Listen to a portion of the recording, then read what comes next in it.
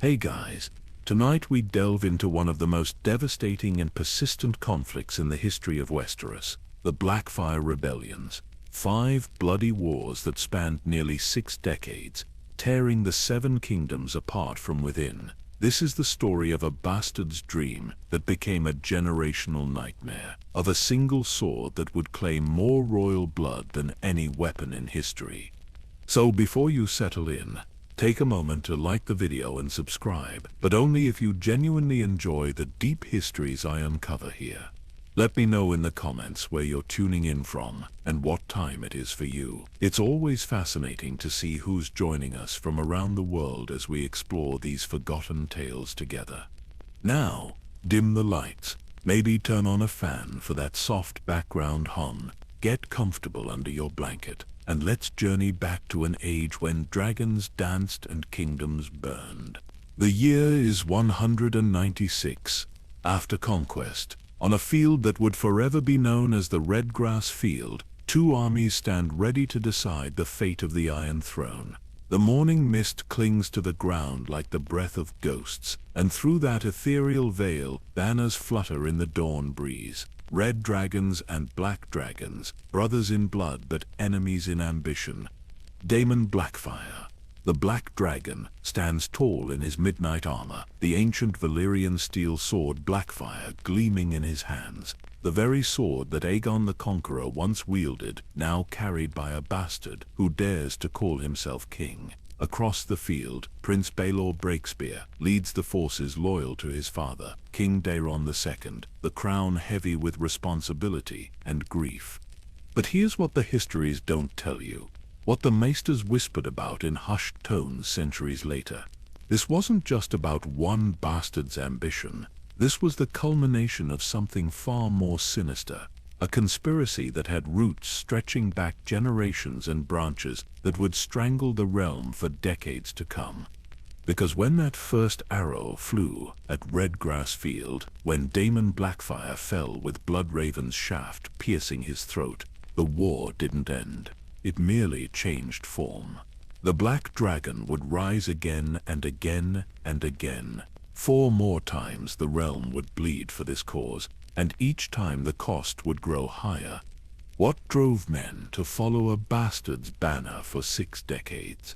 What made the Golden Company pledge themselves to a dead man's dream? And why even today do some whisper that the Black Dragon still lives, waiting in exile across the narrow sea? Tonight, we'll uncover the complete truth behind the Blackfyre legacy, from the moment a dying king legitimized his bastards to the final clash of the War of the Ninepenny Kings. We'll trace every battle, every betrayal, every drop of royal blood spilled in the name of legitimacy. This is a story of swords and sorcery, of prophecy and politics, of a realm that nearly destroyed itself in pursuit of an answer to one simple question. Who has the right to rule? Our story begins in the Red Keep of King's Landing, in the final years of one of the most controversial reigns in Targaryen history. King Aegon IV, known to history as Aegon the Unworthy, sits upon the Iron Throne, and his court is a nest of ambition, resentment, and barely contained violence. The year is 184 after conquest, and winter winds howl through the ancient stones of the castle, where Aegon the Conqueror first established his dynasty. Tapestries depicting 3 centuries of Targaryen rule hang from the walls, their colors faded by time and the smoke of countless hearth fires. The Iron Throne itself looms in the shadows of the throne room, its 1,000 blades catching the flickering light of torches, each point and edge a reminder of the price of power. But tonight, we're not just observers of this historical moment. We are chroniclers, investigators of truth, seekers of the hidden patterns that shaped one of the most devastating periods in Westerosi history. Armed with ancient texts, faded battle maps, and the testimonies of maesters who lived through these turbulent times, we'll piece together a puzzle that spans generations.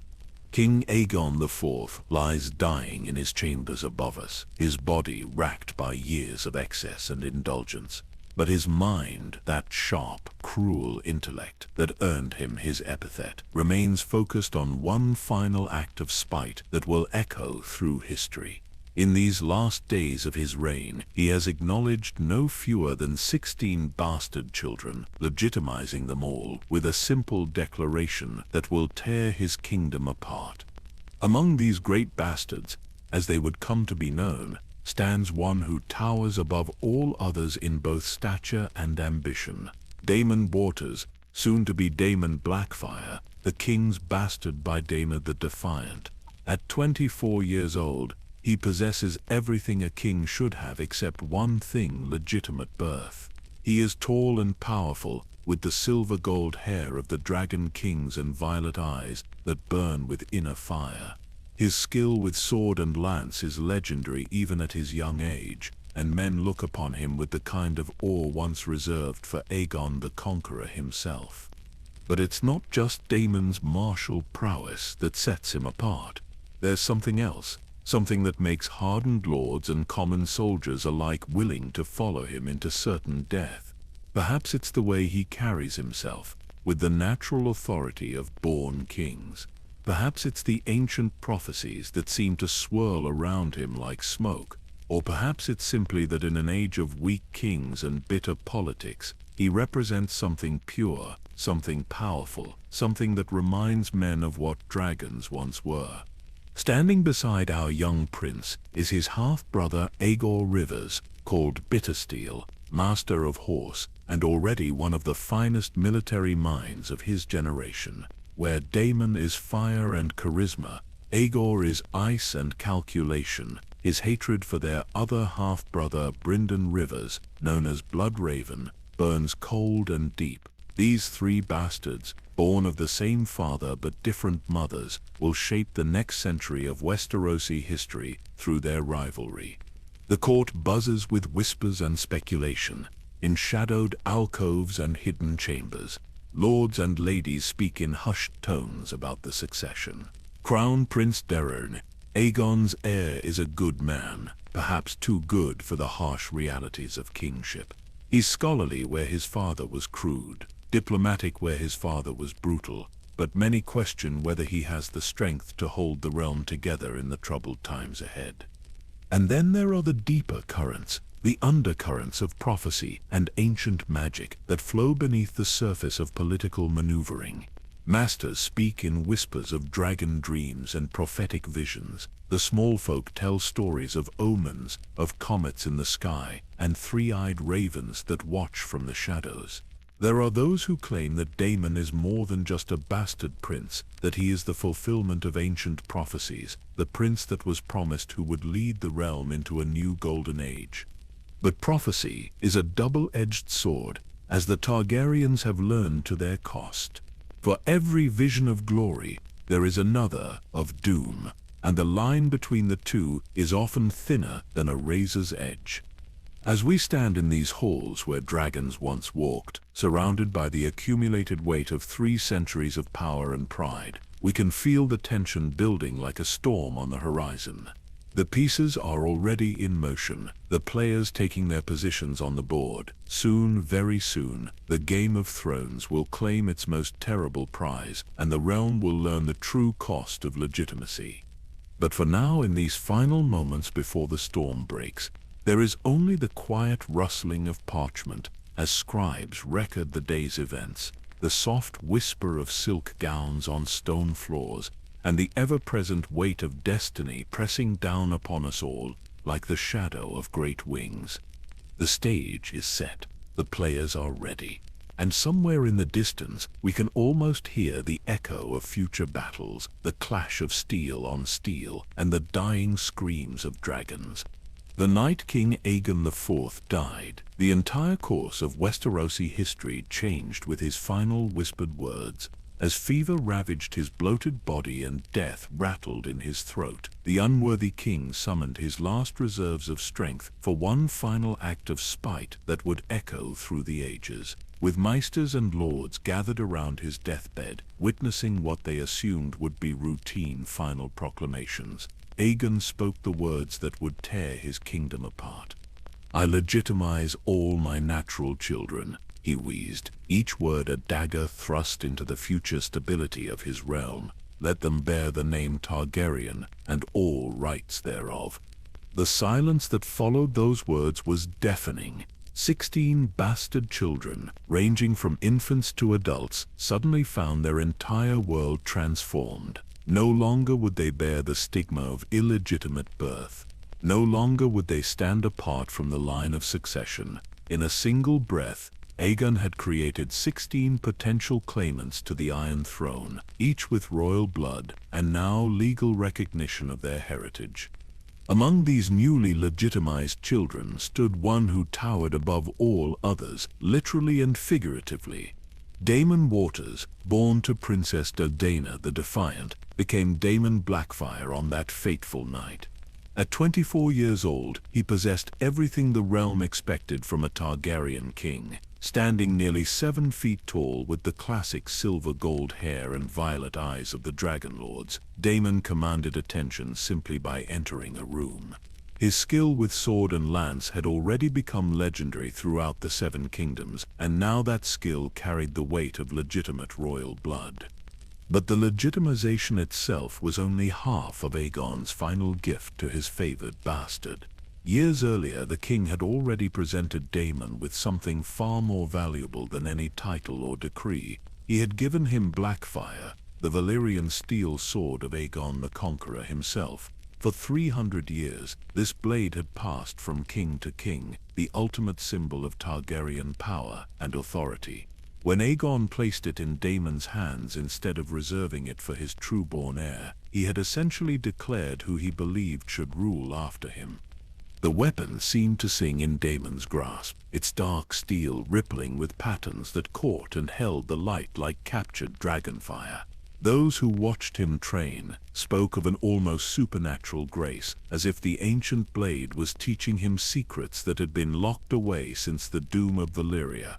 Whether this was simple skill, enhanced by superior weaponry, or something more mystical, the effect on observers was undeniable. Here was a prince who wielded the sword of conquest as if he had been born to it. Crown Prince Daemon, now King Daemon II, following his father's death, faced an impossible situation. His half-brother had just been granted legal equality with him in terms of bloodline, while simultaneously possessing the sword that traditionally marked the rightful king. Any immediate action against Daemon would appear tyrannical, confirming the whispers that Daemon feared his brother's claim. Yet allowing the situation to continue unchallenged would only strengthen Daemon's position with each passing day. Daemon chose the path of reconciliation, a decision that reflected both his noble character and his fundamental misunderstanding of the forces he was attempting to contain. He welcomed Daemon and the other legitimized bastards to court with open arms, granting them honors and positions befitting their new status. It was a generous gesture that demonstrated Daemon's desire to heal rather than deepen the wounds his father had inflicted upon the realm. Unfortunately, this generosity was interpreted very differently by those who witnessed it. To Daemon's growing number of supporters, the king's conciliatory approach appeared to be acknowledgement of weakness, perhaps even recognition that Daemon's claim possessed legitimacy that demanded respect. To Daemon's traditional supporters, the king's failure to immediately assert his authority suggested a dangerous lack of resolve that could prove fatal in the challenges ahead. The political implications of the great legitimization rippled outward from King's Landing like stones thrown into still water. Throughout the Seven Kingdoms, lords who had sworn oaths to serve House Targaryen found themselves forced to interpret exactly what those oaths meant when multiple Targaryens suddenly possessed equal claims to their loyalty. The legal precedents were murky at best, and the political calculations grew more complex with each passing week. In the north, Lord Rickard Stark gathered his bannermen to discuss their response to these unprecedented developments. The Starks had always prided themselves on honor and oath-keeping, but which oath took precedence when conflicting claims emerged?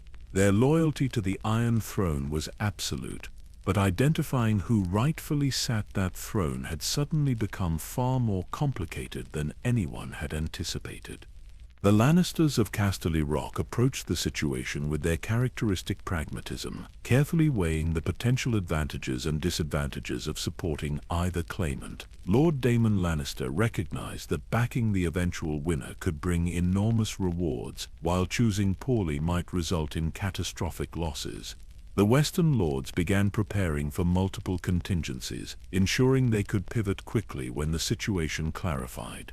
Throughout the Reach and Stormlands, similar calculations were taking place in castle halls and lords' chambers. The Great Legitimization had not merely created additional Targaryen claimants, it had forced every noble house in Westeros to confront fundamental questions about loyalty, legitimacy, and the nature of political obligation that had never before required such careful consideration. Perhaps most significantly, the legitimization began to attract attention from across the Narrow Sea. The Free Cities had always maintained careful watch over Westerosi politics, recognizing that instability in the Seven Kingdoms could create opportunities for their own advancement. Certain elements in Tyrosh, Lyses, and Myr began reaching out through intermediaries, offering everything from financial support to mercenary companies to whichever claimant might prove most amenable to Eastern interests. Meanwhile, ancient prophecies and half-remembered texts gained new relevance as maesters and septons sought guidance from the past. The writings of Septon Barth, particularly his warnings about the dangers of divided succession, found eager readers among those trying to predict what might come next. Some claimed to see portents in natural phenomena, interpreting everything from unusual weather patterns to the migrations of birds as signs of divine favor for one claimant or another. The realm held its breath, waiting to see how this unprecedented situation would resolve itself. The Great Legitimization had been Aegon the Unworthy's final act of spite against a son he had never loved, but its consequences would extend far beyond personal family grievances. The Seven Kingdoms now faced a crisis that would test every institution, every loyalty, and every assumption about power and authority that had sustained Targaryen rule for 3 centuries. In the end, Aegon's deathbed proclamation had accomplished exactly what he intended. He had ensured that his son's reign would be anything but peaceful, that Darren would pay a price for being everything his father was not. The dying king's spite had planted seeds of civil war that would soon bloom into open conflict, watered with the blood of dragons and tended by the ambitions of men who saw opportunity in chaos. The transformation of Daemon Waters into Daemon Blackfyre marked more than a change of name. It represented the birth of an idea that would consume the Seven Kingdoms for generations. Within months of his legitimization, Daemon had become something unprecedented in Westerosi politics, a figure who commanded loyalty not through birthright or fear, but through sheer force of personality and an almost mystical connection to the symbols of Targaryen power. Standing nearly 7 feet tall, Daemon possessed the kind of physical presence that dominated any room he entered. His silver-gold hair caught torchlight like spun metal, and his violet eyes held depths that seemed to promise both glory and destruction. When he trained in the castle yard, crowds gathered to watch, drawn by something more than mere curiosity.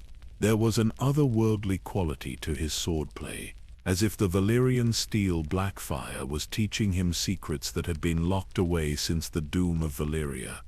But it was not his martial prowess alone that drew men to his cause.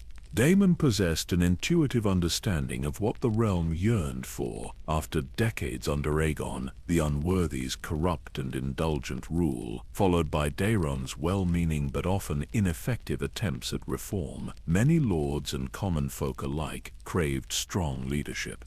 They wanted a king who embodied the old Targaryen mystique, who could remind them why their ancestors had knelt to dragon kings in the first place.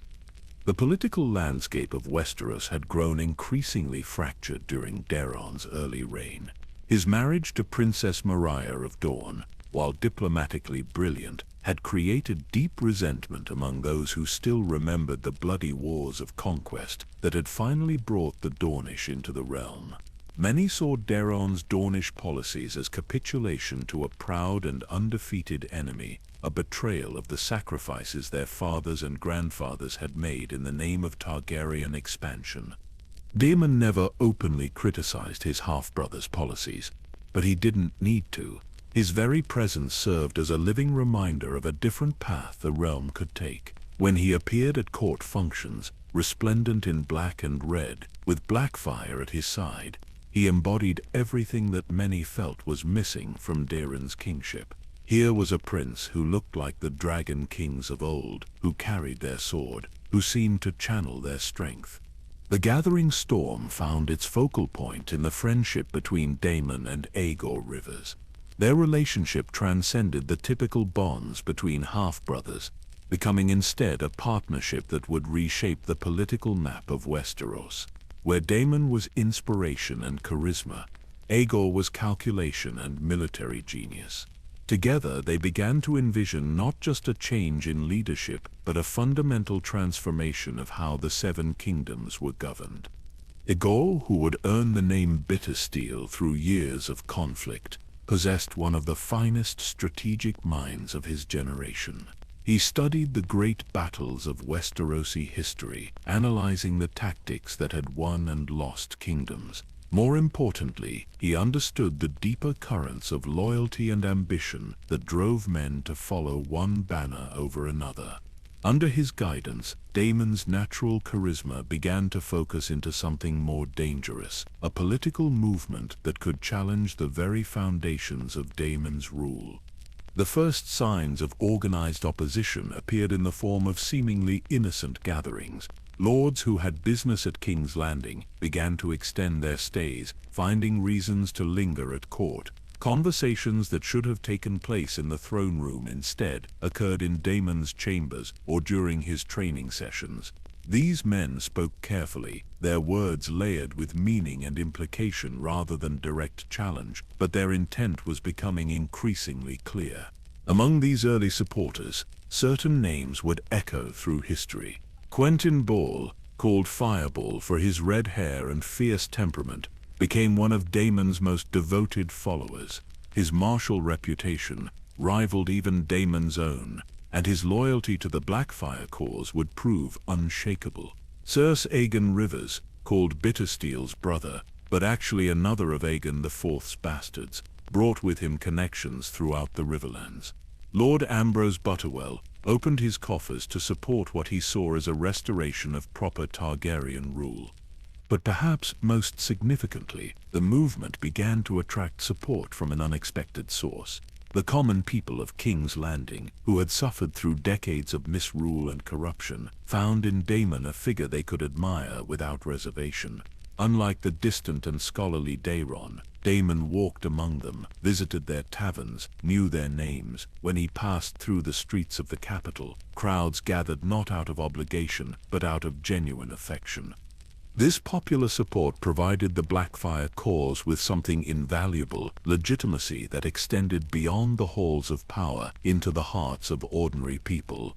Daemon's followers could claim, with some justification, that they represented not just the ambitions of ambitious lords, but the will of the realm itself. This narrative of popular sovereignty versus royal authority would become one of the most powerful weapons in their arsenal. Meanwhile, King Daemon found himself facing an impossible situation. Every attempt to reconcile with his half-brother only seemed to strengthen Daemon's position. Generous gifts and honors were interpreted as signs of weakness, evidence that the king feared his bastard brother's growing influence.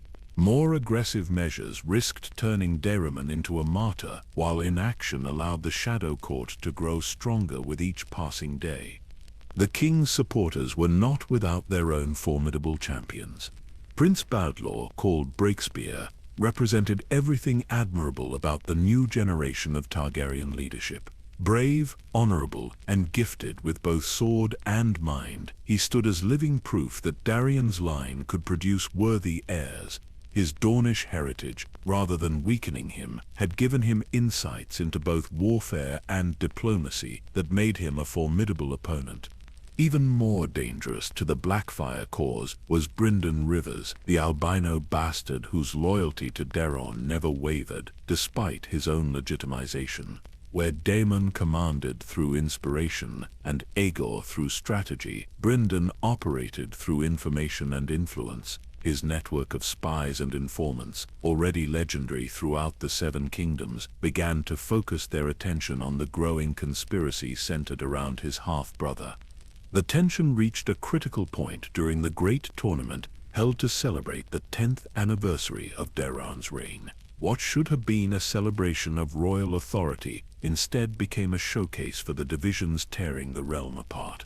Daemon's victories in the lists were met with thunderous applause from certain sections of the crowd, while others remained pointedly silent.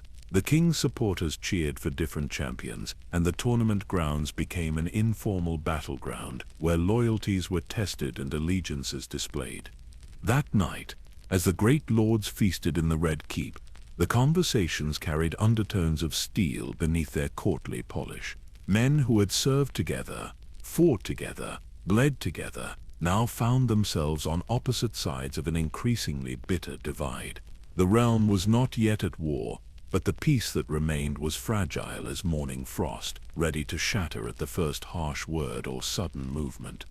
The die had been cast, though few recognized it at the time.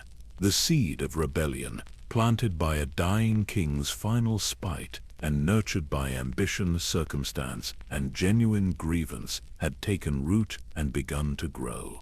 Soon it would bear fruit, and the Seven Kingdoms would learn the true cost of legitimacy measured in blood and fire. The final months of peace in the Seven Kingdoms carried an electric tension that every man and woman in the realm could feel. Conversations died when the wrong person entered a room. Old friends found themselves avoiding each other's eyes at court gatherings. Ravens flew with unusual frequency between the great houses, carrying messages sealed with wax that revealed nothing and promised everything. The incident that would finally shatter the fragile peace came, as such moments often do, from an unexpected source. During the harvest feast of 195 AC, a minor lord from the Reach made what seemed like an innocent comment about the succession. Lord Donald Swan, well into his cups, loudly proclaimed that any man who could wield Blackfyre as skillfully as Daemon Blackfyre surely had the gods' favor to rule. The words themselves were treasonous enough, but it was the response they received that truly revealed how far the realm had drifted toward civil war. Rather than the shocked silence such a statement should have provoked, half the hall erupted in agreement. Lords who had never before spoken against King Daemon suddenly found their voices, emboldened by wine and the realization that they were not alone in their doubts. The other half of the hall responded with outrage, hands moving instinctively toward sword hilts as accusations of treason flew across the feast tables. King Daemon, presiding over what should have been a celebration of the kingdom's prosperity, instead found himself watching his realm tear itself apart over the dinner courses. His response to the crisis revealed both his nobility and his fatal flaw as a ruler. Rather than immediately arresting Lord Swan and making an example of him, Daemon called for calm and attempted to mediate between the competing factions. It was the response of a wise king seeking to preserve his kingdom's unity, but to many it appeared as the reaction of a weak king afraid to assert his authority. Daemon himself remained conspicuously silent throughout the confrontation, but his presence dominated the hall nonetheless. Seated at the high table in his place of honor, with Blackfyre resting against his chair within easy reach, he embodied the alternative that half the realm was beginning to crave. He made no speeches, offered no challenges, yet every eye in the hall kept returning to him, measuring his reactions, seeking signs of what he might do when the moment came. The feast ended in an atmosphere of barely controlled hostility, with lords departing the capital far earlier than custom demanded. But the real damage had been done in the revelations of that night. The carefully maintained fiction that Daemon was simply a loyal brother supporting his king's reign had been shattered. Everyone now understood that the realm was choosing sides for a conflict that could no longer be avoided. Prince Baelor Breakspear, recognizing the gravity of the situation, attempted to broker a private reconciliation between his father and half-uncle. The meeting, held in the king's solar with only the most trusted advisors present, represented perhaps the last opportunity to prevent the coming war. Baelor argued passionately for compromise, suggesting that Daemon be granted significant lands and authority in exchange for a public oath of loyalty that would put the succession question to rest permanently. The proposal was generous almost to the point of folly, offering Daemon virtual autonomy over much of the Riverlands in exchange for peace. For a brief moment, it seemed as though wisdom might prevail over ambition. Daemon appeared to consider the offer seriously, consulting quietly with Ever Rivers about the practical implications of such an arrangement.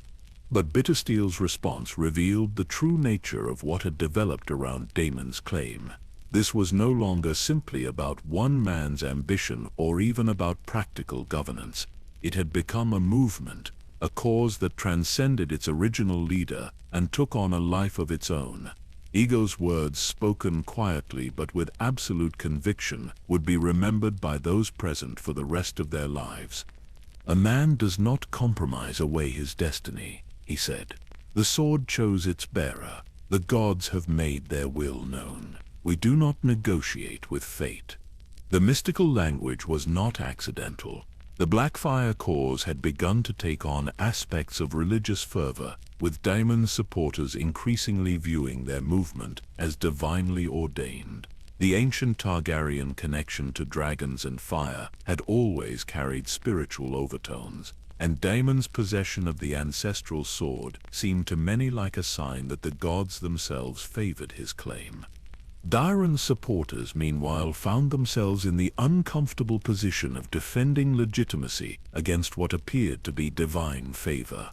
The legal arguments for Daemon's superior claim were unassailable, but law and prophecy had always existed in uneasy tension within Targaryen tradition. The same dynasty that claimed rule through conquest also claimed rule through blood, and when blood and conquest pointed in different directions, the results were inevitable. The final break came not through grand gestures or formal declarations, but through a series of small betrayals and accumulated grievances that made reconciliation impossible. Lords began openly declaring for one side or the other, no longer content to maintain the pretense of neutrality. The great houses split along lines that reflected not just political calculation, but deep philosophical differences about the nature of kingship itself. House Stark, ancient and honorable, declared for King Daemon, viewing the conflict through the lens of oath-keeping and legitimate succession. House Lannister, ever practical, also chose the sitting king, though their support came with subtle conditions and careful hedging of bets. House Arryn, protected by their mountain fastness, could afford to be principled in their loyalty to the man they had acknowledged as their rightful sovereign. But other great houses saw different truths in the unfolding crisis. House Bracken of the Riverlands, with their ancient rivalry with House Blackwood, found common cause with Daemon's promise to restore traditional Targaryen strength. Several houses of the Reach, concerned about Dornish influence on royal policy, viewed the Blackfyre cause as a path to reversing what they saw as dangerous foreign influence on the Iron Throne. Perhaps most significantly, the conflict began to reveal the international dimensions that had been developing beneath the surface. Across the narrow sea, the free cities had been watching Westerosi politics with great interest, recognizing opportunity in division. Certain elements in Tyrosh and Myr began quietly reaching out to Daemon's supporters, offering aid that came with strings attached but might prove decisive in any armed conflict. The realm teetered on the edge of civil war, held back only by the hope that somehow, despite everything that had already transpired, cooler heads might still prevail. But hope was becoming a scarce commodity in the Seven Kingdoms, and the forces that had been set in motion were proving stronger than any individual's desire for peace. In the end, it would not be grand strategy or careful planning that tipped the balance toward open conflict. It would be pride and honor and the simple human inability to back down when backing down appeared to mean accepting permanent defeat. The die had been cast, though few yet realized it, and the Seven Kingdoms stood poised to learn what happened when dragons turned their fire upon each other. The spark that ignited the first Blackfyre Rebellion came not from grand proclamations or formal declarations of war, but from a tournament at White Walls in 196 AC. What Lord Ambrose Butterwell had planned as a celebration of his daughter's wedding became instead the gathering point for the greatest conspiracy in Targaryen history. Lords who had been carefully neutral suddenly found themselves forced to choose sides, and the realm discovered just how deeply the divisions had penetrated into its very heart. Daemon Blackfyre arrived at White Walls like a king holding court. His pavilion, black silk emblazoned with a red three-headed dragon, drew visitors from across the Seven Kingdoms who came ostensibly to pay their respects, but remained to pledge their swords. The sight of him in the lists, wielding the ancestral blade with supernatural skill, convinced many that they were witnessing the return of Aegon the Conqueror himself. When Daemon unhorsed 3 nights in succession without apparent effort, the crowd's cheers carried undertones of coronation rather than mere sporting appreciation. But the rebellion's true strength lay not in Daemon's individual prowess, but in the coalition of powerful lords who had chosen to support his cause. Adago Rivers, now calling himself Bittersteel, had spent months carefully cultivating relationships with houses that felt alienated by King Daemon's policies. His efforts bore fruit at White Walls, where nearly half the great lords of Westeros either openly declared for Daemon or made their sympathies unmistakably clear. House Bracken of Stonehenge brought with them the military might of the northern Riverlands, their ancient rivalry with House Blackwood, making them natural enemies of any faction their traditional foes supported. Lord Quentyn Ball, the Night called Fireball for his distinctive red hair and fierce temperament, commanded respect throughout the Reach, and brought several powerful houses into the Blackfyre fold. His reputation as one of the finest warriors in the Seven Kingdoms, second only to Daemon himself, gave the rebellion immediate military credibility. Perhaps most significantly, House Yoronwood of Dorne declared for Daemon, representing the faction of Dornish nobility that had never fully accepted integration into the Seven Kingdoms. Their support was particularly damaging to King Daeron because it undermined one of his greatest political achievements. The king's careful cultivation of Dornish loyalty through marriage and diplomacy suddenly appeared fragile when faced with the alternative Daemon represented. The rebellion's international dimensions became apparent when ships from Tyrosh began arriving at ports controlled by Blackfyre supporters. These vessels carried more than just supplies and weapons. They brought mercenary companies and foreign gold that transformed a domestic political dispute into something approaching a proxy war between competing visions of Westerosi foreign policy. The Free Cities had recognized that a Blackfyre victory might create a more militaristic Westeros that could serve their interests in future conflicts with rival city-states. King Daeron's response revealed both his strengths and limitations as a ruler. Rather than attempting to crush the rebellion before it could fully organize, he chose to gather his forces methodically, ensuring that his legitimacy remained unquestioned even as his military position weakened. This measured approach reflected his deep understanding of the political implications of civil war, but it also provided his enemies with precious time to consolidate their own position. The Loyalist cause found its champion in Prince Baelor Breakspear, Daeron's eldest son and heir.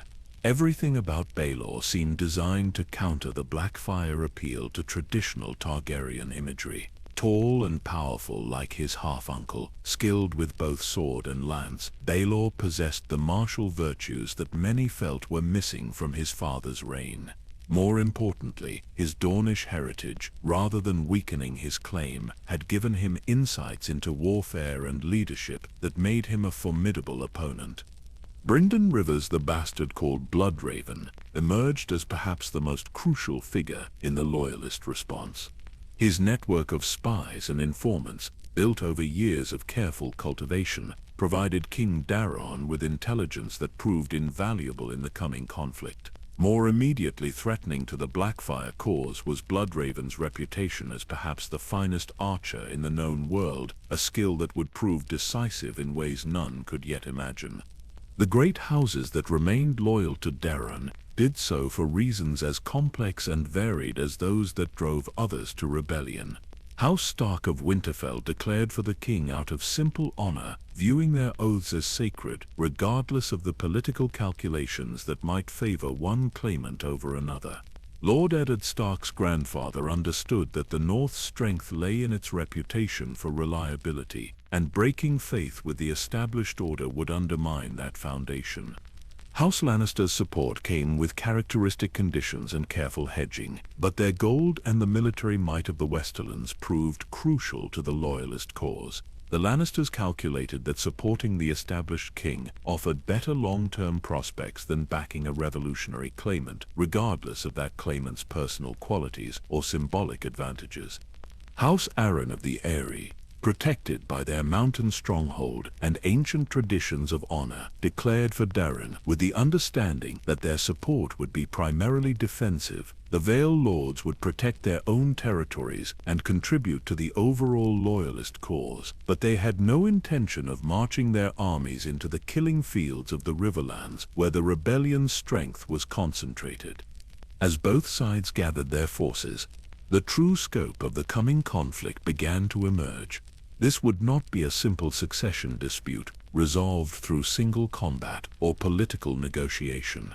The divisions ran too deep, the stakes were too high, and too many powerful interests had committed themselves to positions that left no room for compromise. The Seven Kingdoms were about to experience their first major civil war since the Dance of Dragons, and the outcome would determine not just who sat the Iron Throne, but what kind of realm would emerge from the ashes of conflict. The rebellion's strength surprised even its supporters. Nearly half the great houses of Westeros had declared for Daemon, while many others maintained careful neutrality that suggested their true sympathies lay with the pretender. The Blackfyre host that gathered in the Riverlands numbered close to 40,000 men, a force large enough to challenge any army the crown could field. More importantly, these were not reluctant levies serving out of obligation, but enthusiastic volunteers who genuinely believed in their cause. Yet the Loyalist position was not without advantages. Control of the capital provided access to the royal treasury and the symbolic authority of the Iron Throne itself. The loyalty of houses Stark, Lannister, and Arryn ensured that vast territories remained outside rebel control, while Bloodraven's intelligence network made surprise attacks virtually impossible. Most crucially, Prince Balor's leadership gave the Loyalist cause a champion who could match Daemon's charisma while representing legitimate succession rather than revolutionary change. The stage was set for a conflict that would reshape the political landscape of Westeros. Two dragons prepared to dance, and the realm would learn once again the terrible cost of such aerial ballets. The armies were gathering, the banners were raised, and the Seven Kingdoms held their collective breath as the greatest internal threat to Targaryen rule since the conquest itself prepared to test the very foundations of royal authority. The field that would be forever remembered as the Redgrass Field began, that fateful morning in 196 AC, as nothing more than an unremarkable stretch of grassland in the Riverlands. By sunset it would be soaked with royal blood and littered with the dreams of fallen kings. The battle fought there represented more than a military engagement. It was a collision between two visions of what the Targaryen dynasty could become, settled through steel and fire in the ancient way of their Valyrian ancestors. Dawn broke gray and cold over the assembled armies, mist rising from the ground to shroud the field in an otherworldly atmosphere that seemed appropriate for such a momentous confrontation. Daemon Blackfyre's host, nearly 40,000 strong, had taken position on the eastern slope, their black and red banners barely visible through the morning fog. The ancient sword Blackfyre rested across Daemon's saddle as he surveyed the loyalist forces arrayed against him, its dark steel seeming to absorb what little light penetrated the overcast sky. Across the field, Prince Baelor Breakspear commanded King Daemon's army with the calm confidence of a born military leader. His forces numbered somewhat fewer than the rebel host, but they included some of the finest heavy cavalry in the Seven Kingdoms and the disciplined infantry levies of houses that had served the Iron Throne for generations. Most importantly, they possessed something the rebels lacked, despite all their enthusiasm and foreign gold: the legitimacy that came from fighting for the recognized king rather than a pretender. The battle began, not with the thunderous charge of heavy horse that many expected, but with a deadly rain of arrows that demonstrated the revolution warfare was undergoing throughout the known world. Brynden Rivers, positioned on a small rise that provided perfect sightlines across the field, commanded a company of archers whose skill had been honed through years of border conflicts and hunting expeditions. His pale albino features were barely visible beneath his hood, but his red eyes tracked movements across the battlefield with predatory precision. Daemon himself led the first major assault, spurring his destrier forward with Blackfyre raised high above his head. The sight of him charging across the field, surrounded by his household knights and closest supporters, provided exactly the inspiration his followers needed. The rebel cavalry followed their leader with wild enthusiasm, their war cries echoing across the morning air as they thundered toward the loyalist lines. The collision, when it came, shook the earth itself. Knights who had trained together, fought together, even shared blood relationships found themselves locked in mortal combat as the two armies crashed together with devastating force. The sound of steel on steel mixed with the screams of dying horses and the desperate shouts of commanders trying to maintain order in the chaos of melee combat. Prince Baelor Breakspear proved himself worthy of his legendary reputation, cutting through the rebel ranks with methodical efficiency, while somehow maintaining the calm necessary to coordinate his forces' response to Daemon's assault. His Dornish training had given him tactical flexibility that purely Westerosi knights often lacked, allowing him to adapt quickly to the changing flow of battle. When Daemon's charge threatened to break through the loyalist center, Baelor personally led the counterattack that restored the line. The duel that followed became the stuff of legend, though the details would be debated by historians for generations to come. Daemon Blackfyre and Prince Baelor Breakspear met in single combat while the battle raged around them, two princes of royal blood fighting for the right to determine their dynasty's future. Both men possessed the skill and courage that marked true knights, but they represented fundamentally different approaches to leadership and power. Daemon fought with the fury of a man who believed destiny had marked him for greatness, every stroke of Blackfyre carrying the weight of his conviction that the gods themselves favored his cause. The ancient Valyrian steel seemed to sing as it cut through the morning air, and those who witnessed the duel later claimed that sparks flew from the blade as if dragonfire still burned within the metal. Baelor's response was more measured but no less deadly, his sword work reflecting years of training under masters who understood that survival in combat required discipline as much as courage. He fought not for personal glory, but for the stability of the realm, each parry and thrust calculated to end the conflict with minimal damage to the kingdom he would one day inherit. The duel's conclusion came with shocking suddenness. Daemon's superior reach and the supernatural sharpness of his Valyrian steel blade found their mark, and Prince Baelor Breakspear fell with a mortal wound that no maester's skill could heal. For a moment that seemed to stretch into eternity, the entire battlefield fell silent as both armies realized what had just occurred. The heir to the Iron Throne lay dying in the mud, and the pretender stood triumphant with the Sword of Kings in his hand. That moment of Daemon's greatest triumph proved to be the turning point that destroyed his cause. As he stood over the fallen prince savoring what seemed like certain victory, Brynden Rivers drew his bow from his position on the distant rise. The shot he made that day entered the realm of legend, an arrow loosed from a distance that should have made accuracy impossible, guided by skill that bordered on the supernatural. The arrow took Daemon Blackfyre in the throat, piercing the gap in his armor with precision that seemed divinely guided. The king who bore the sword died as he had lived, dramatically and in full view of all who followed him. Blackfyre fell from his nerveless fingers to land in the bloodied grass beside its fallen master, and with that sound the rebellion's heart stopped beating. Aegon Rivers, watching his beloved half-brother die, let out a cry of anguish that could be heard across the entire battlefield.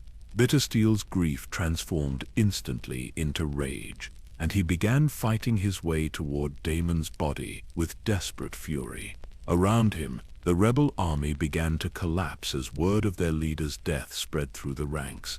But Aegon's only thought was reaching his fallen king.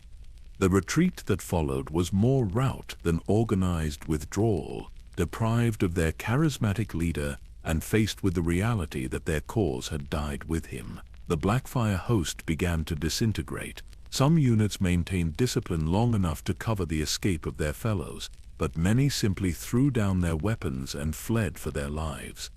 Bittersteel managed to reach Daemon's body and fought off all attempts to capture him, eventually succeeding in recovering both his half-brother's corpse and the precious sword. His escape from the field carrying these symbols of the failed rebellion ensured that the Blackfyre cause would not die with its founder. The bitter taste of defeat that Aegon Rivers carried away from the Redgrass field would ferment over years of exile into something far more dangerous than simple grief. As the sun set over the battlefield, the grass had indeed turned red with the blood of thousands who had died for competing visions of legitimate rule. The first Blackfyre Rebellion was over, but the field's crimson stain would prove to be merely the first chapter in a story that would span generations. The dragons had danced, and the realm had learned once again that when such creatures fought, it was always the earth itself that bled. The aftermath of the Redgrass field scattered the survivors of Daemon's cause across 2 continents, but it could not extinguish the fire that burned in their hearts. Aegon Rivers, clutching his half-brother's sword and leading a desperate column of the most loyal Blackfyre supporters, began a journey into exile that would transform a failed rebellion into something far more dangerous, a cause that could survive the death of its founder and grow stronger in foreign soil. The escape across the narrow sea reads like something from the great epics of old Valyria. Bittersteel had managed to save not only the sword Blackfyre, but also Daemon's twin sons Aegon and Aemon, boys barely old enough to understand that their father was dead and their birthright lost. The sight of these young princes, silver-haired and violet-eyed, stirring memories of their fallen father in all who looked upon them, provided the exiled rebels with something precious beyond measure. They had living symbols of their cause, heirs who could continue the fight when they came of age. The free cities welcomed these exiles with the calculated enthusiasm of those who recognized opportunity in others' misfortune. Tyrosh, always eager to expand its influence in Westerosi affairs, provided ships and sanctuary for the fleeing rebels. The city's magisters understood that supporting the Blackfyre cause could yield significant returns if the pretenders ever managed to reclaim their birthright, while the cost of such support remained relatively modest as long as the exiles remained in exile. But Aegon Rivers was not content to become a pensioner of foreign lords, living on charity while nursing old grievances. His mind, sharpened by grief and tempered by defeat, began to conceive a plan that would ensure the Blackfyre cause could survive indefinitely, regardless of the fate of any individual claimant. The idea that emerged from those dark months of exile would revolutionize the way sellsword companies operated throughout Essos and create an institution that would outlast the very kingdom it sought to reclaim. The Golden Company took shape slowly, built from the remnants of Daemon's army and the steady stream of exiles who continued to flee Westeros as King Daeron consolidated his victory. Unlike other mercenary outfits that fought for whoever paid the highest price, Bittersteel's company was founded on an unbreakable principle that would define its character for generations to come. They would never break a contract, never abandon an employer, and never compromise their honor for mere gold. Their word would be as good as gold itself. This dedication to reliability was more than mere military professionalism. It was a form of political warfare designed to demonstrate the moral superiority of the Blackfyre cause. Every contract fulfilled, every loyalty honored, every promise kept served as a rebuke to the Targaryen regime that had driven them into exile. The Golden Company's reputation for trustworthiness became a weapon wielded against a dynasty that had broken faith with its own blood. The company's structure reflected Bittersteel's understanding of the long struggle ahead. Rather than organizing around the charismatic leadership of a single individual, he created an institution that could survive the death of any commander. Officers were chosen for competence rather than birth, though the inner circle remained dominated by exiled Westerosi lords who brought with them knowledge of the realm they hoped to reconquer. The company's traditions and customs were carefully designed to preserve Westerosi identity while adapting to the realities of life in Essos. Perhaps most importantly, the Golden Company became a repository for the living memory of the Blackfyre cause. Veterans of the Redgrass Field trained new recruits not just in warfare, but in the history and justification for their eternal war against the usurpers. Stories of Daemon's nobility, his skill with the ancestral sword, and the righteousness of his claim were passed down like sacred texts, ensuring that each new generation of sellswords understood exactly what they were fighting to restore. The sword itself became the company's most precious relic, kept in Bittersteel's tent and displayed only on special occasions when oaths were sworn or when new recruits were formally accepted into the Brotherhood. The sight of Blackfyre, its dark steel rippling with the fire-forged patterns of old Valyria, reminded every member of the company that they served a cause greater than mere profit. They were the keepers of a stolen birthright, the guardians of legitimate rule, the instrument through which justice would eventually be restored. As years passed, the Golden Company's reputation spread throughout the known world. Their disciplined formations and unwavering loyalty made them the preferred choice for conflicts where reliability mattered more than simple numerical superiority. From the disputed lands to the stepstones, from Myr to Volantis, the golden skulls on their banners became synonymous with professional excellence and unbreakable contracts. But success in Essos was always secondary to the ultimate goal of return. Bittersteel never allowed his men to forget that they were exiles, not emigrants, temporary residents of foreign lands, rather than permanent settlers. The company's customs and organization reflected this understanding, maintaining Westerosi practices and traditions, even when adaptation to local ways might have been more practical. The free cities found themselves hosting something unprecedented, a military force that served their immediate needs while harboring ambitions that extended far beyond mere mercenary service. The magisters and archons who employed the Golden Company gradually came to understand that they were not simply hiring sellswords, but investing in a potential future relationship with whoever might eventually rule the Seven Kingdoms. This international dimension added layers of complexity to what might otherwise have been a simple dynastic dispute. The Blackfyre cause became entangled with the broader geopolitical struggles of Essos, where the free cities competed for trade routes and territorial advantage. Supporting the exiled pretenders offered these cities a potential foothold in Westerosi politics, while the possibility of Blackfyre restoration created uncertainty that could be exploited for diplomatic advantage.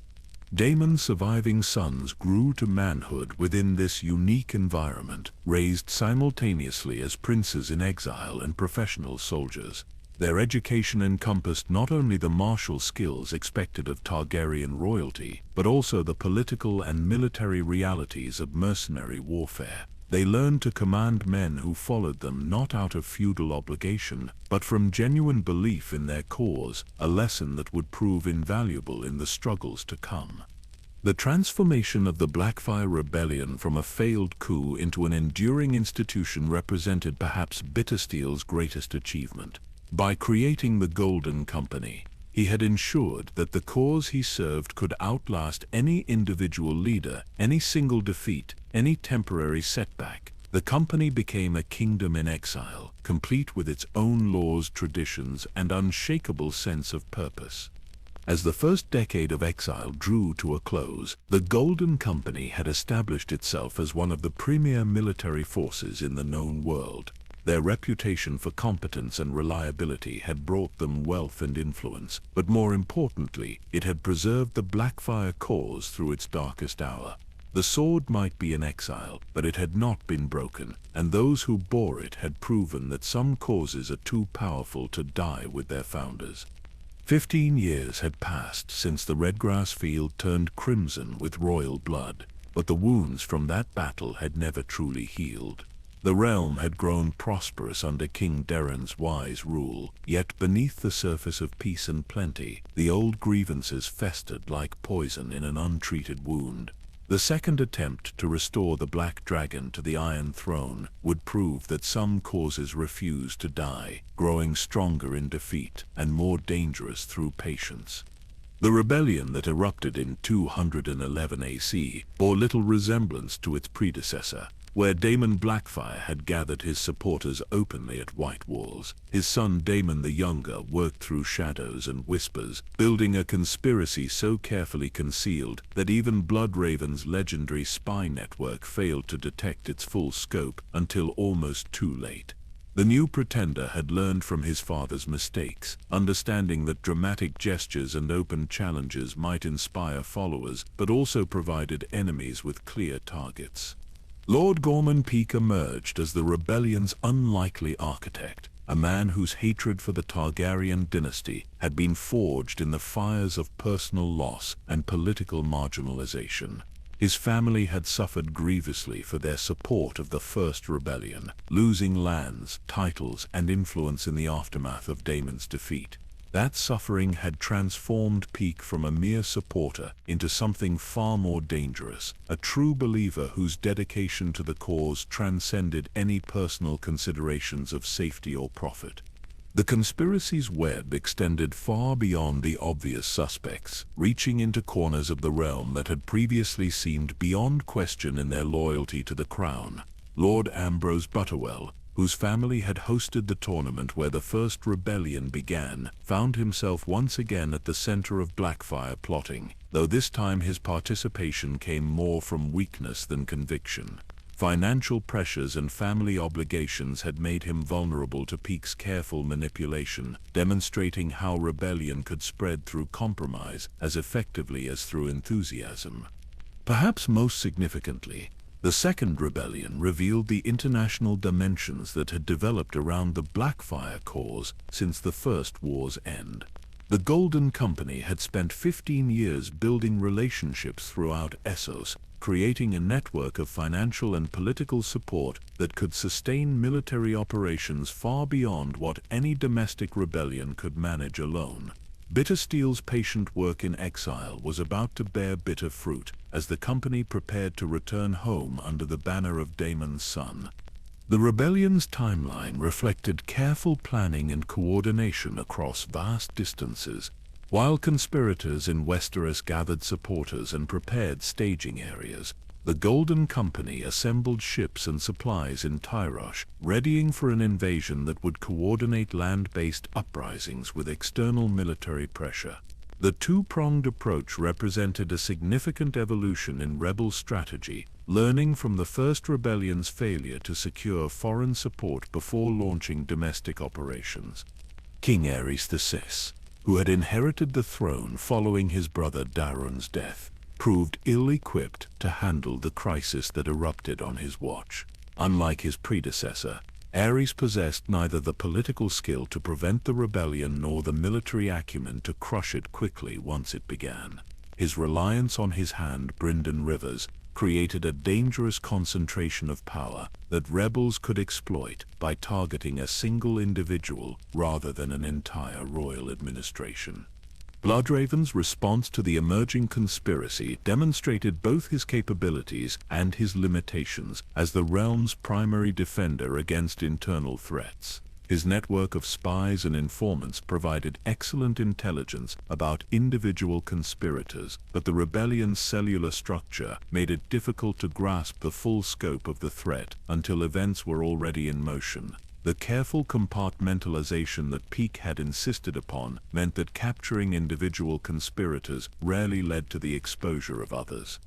The rebellion's early stages unfolded with deceptive calm, as lords throughout the realm began positioning their forces under various pretexts while maintaining the fiction of loyalty to the crown. Harvest festivals and wedding celebrations provided cover for gatherings that served military as well as social purposes, while seemingly routine movements of household guards and levies gradually built up rebel strength in key strategic locations. The White Walls tournament of 212 AC served as the rebellion's intended climax, though the event would prove far different from what its organizers had planned. Lord Butterwell's invitation to the realm's nobility created an opportunity for Peake to gather supporters while providing cover for the Golden Company's expected landing. The tournament was meant to coincide with Daemon the Younger's arrival from Tyrosh, creating a dramatic revelation that would present the realm with a fully formed alternative to Targaryen rule. Duncan the Tall and his squire Aegon, the future king, stumbled into these preparations quite by accident, their presence at White Walls creating complications that neither side had anticipated. The Hedge Knight's simple desire to compete in the tournament brought him into contact with a conspiracy that stretched across continents, while young Aegon's royal blood made him both a valuable prize and a dangerous liability for the rebels.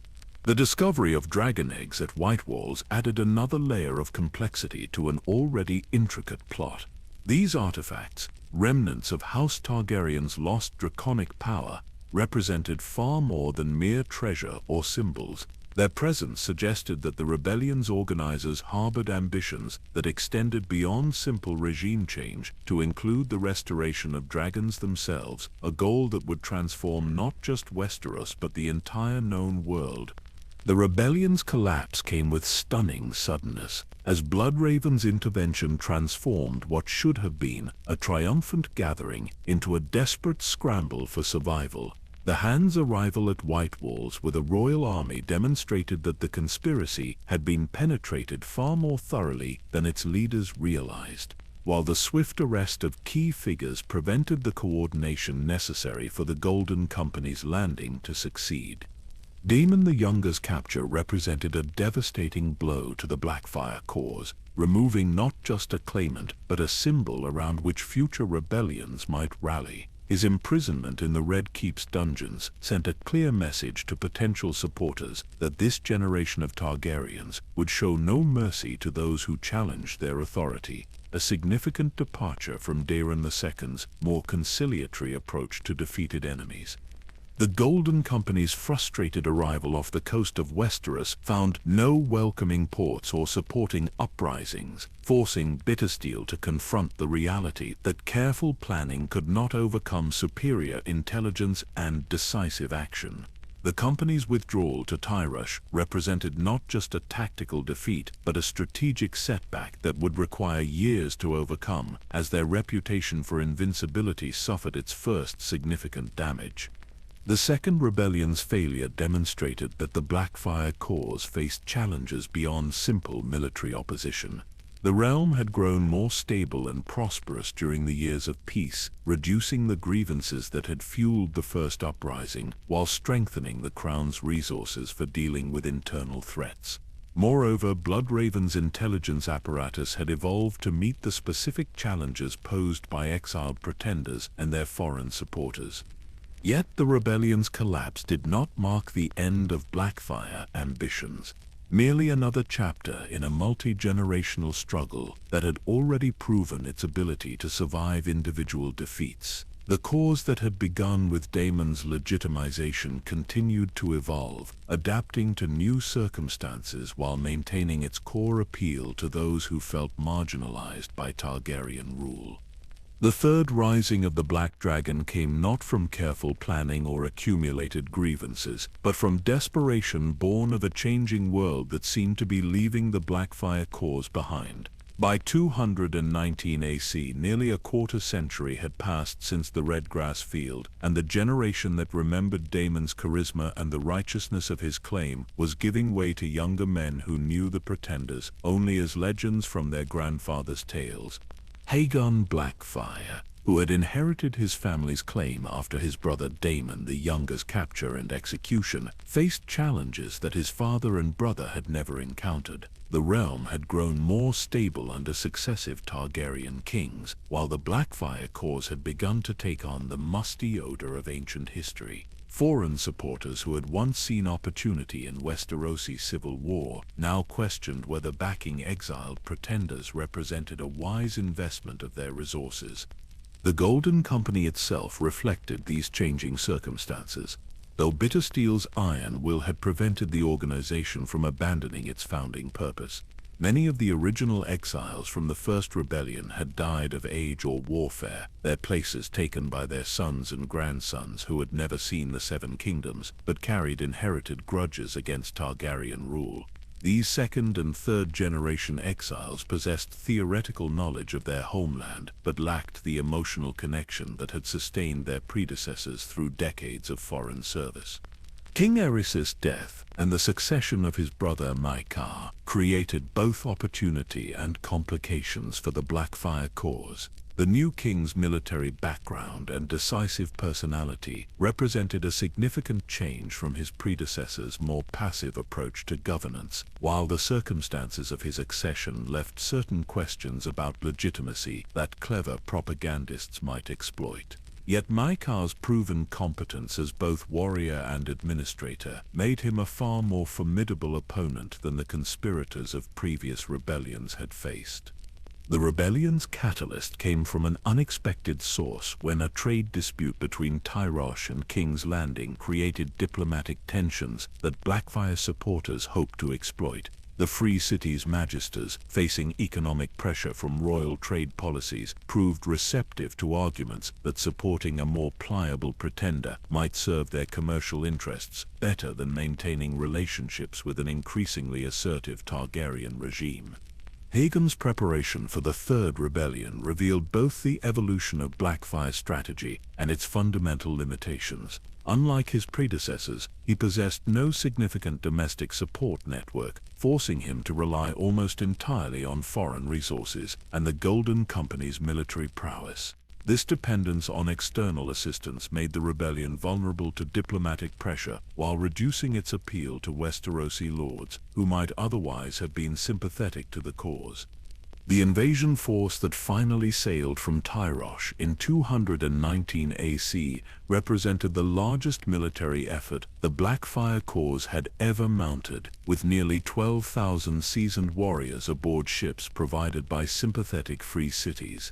Yet for all its impressive scale, the expedition possessed a mercenary character that distinguished it sharply from the popular uprising that had characterized the First Rebellion. These were professional soldiers fighting for pay and plunder rather than knights and lords, convinced of their cause's righteousness.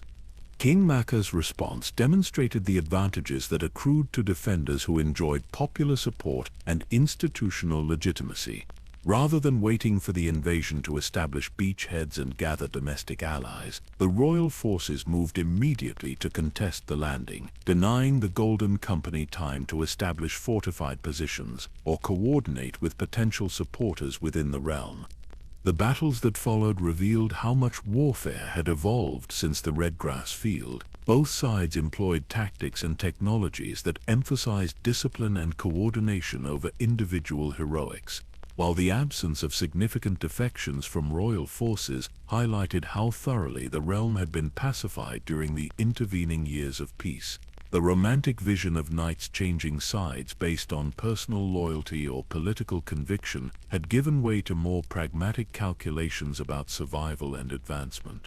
Aegon himself proved to be a competent military leader, but lacked the charismatic presence that had made his father such an inspirational figure. His followers respected his courage and tactical acumen without developing the personal devotion that had driven men to die for Daemon Blackfyre at the Red Grass Field.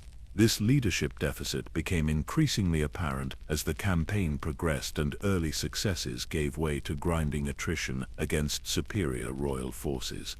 The rebellion's international dimensions created complications that previous uprisings had not faced, as other free cities began distancing themselves from Tyrosi support for the invasion. Once it became clear that King Maekar would not be easily overthrown, diplomatic pressure from royal agents, combined with commercial incentives offered to cities that remained neutral, gradually isolated the rebellion from potential sources of reinforcement and supply. The end came with characteristic Blackfyre drama, when Aegon fell in single combat against royal champions, his death on the battlefield echoing his father's fate at the Red Grass Field. Unlike Daemon's dramatic demise, however, Aegon's end failed to inspire his followers to greater efforts or transform defeat into martyrdom. The rebellion simply collapsed as surviving Golden Company members retreated to their ships and sailed back to Tyrosh, carrying with them the bitter knowledge that their latest effort had achieved nothing but the waste of blood and treasure. Bittersteel's survival of yet another failed rebellion demonstrated his remarkable resilience, though observers noted that the defeat had aged him visibly and reduced his legendary enthusiasm for the cause he had served for over 2 decades. The Golden Company's withdrawal to Essos marked not just the end of another uprising, but the beginning of a period of introspection about whether the Blackfyre cause could survive in a world that seemed increasingly indifferent to its claims.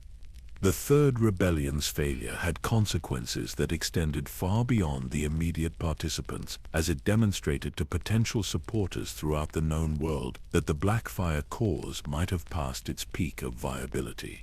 The combination of strong royal leadership, popular indifference to Blackfyre claims, and reduced foreign support created conditions that made future rebellions increasingly unlikely to succeed regardless of their military competence or financial backing. Yet the rebellion's defeat did not eliminate the fundamental tensions that had given birth to the Blackfyre cause, merely suppressed them beneath the surface of apparent stability. The sword Blackfyre remained in exile, carried by survivors who refused to abandon their ancestral claims despite repeated defeats. The Golden Company continued to exist as both military force and repository of Blackfyre legitimacy, ensuring that the cause could rise again when circumstances proved more favorable. The realm's response to victory revealed how much the Targaryen dynasty had learned from previous rebellions about the necessity of addressing root causes rather than merely defeating immediate threats. King Maekar's policies following the war's end focused on strengthening royal authority while providing legitimate outlets for the ambitions and grievances that had historically fueled support for pretenders. As the 220s dawned, the Seven Kingdoms appeared more secure from internal threat than they had been since the Great Legitimization of 184 AC. The Blackfyre cause seemed relegated to history, its remaining supporters aging exiles clinging to increasingly obsolete dreams of restoration. Yet beneath this appearance of finality, the seeds of future conflict remained planted in foreign soil, waiting for the right combination of opportunity and desperation to bloom once more into open warfare. 4 decades had passed since the last Blackfyre Rebellion when the final chapter of this multigenerational saga began to unfold in the most unlikely of circumstances. The year 260 AC found the Seven Kingdoms under the rule of King Jaehaerys II, a scholarly monarch whose peaceful reign had lulled many into believing that the age of pretenders and civil wars had finally ended. Yet across the narrow sea, forces were gathering that would drag Westeros into its largest foreign conflict since the conquest, with the Black Dragon banner flying once more at the center of the storm.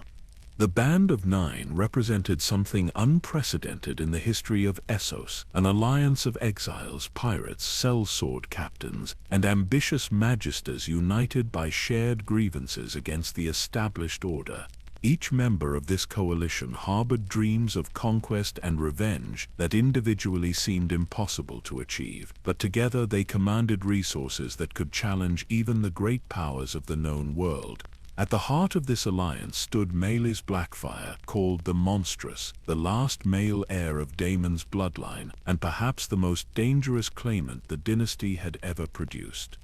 Maelys embodied everything that was both compelling and terrifying about his lineage. Standing nearly 8 feet tall with the silver-gold hair and violet eyes of his ancestors, he possessed physical presence that dominated any gathering, while his reputation for both military genius and casual cruelty had made him legendary throughout the free cities.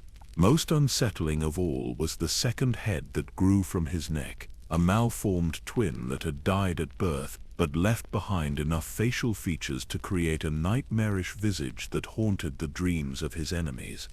The Golden Company had evolved significantly during the 4 decades since its last major campaign, transforming from a refuge for Westerosi exiles into a professional military organization that recruited from across the known world.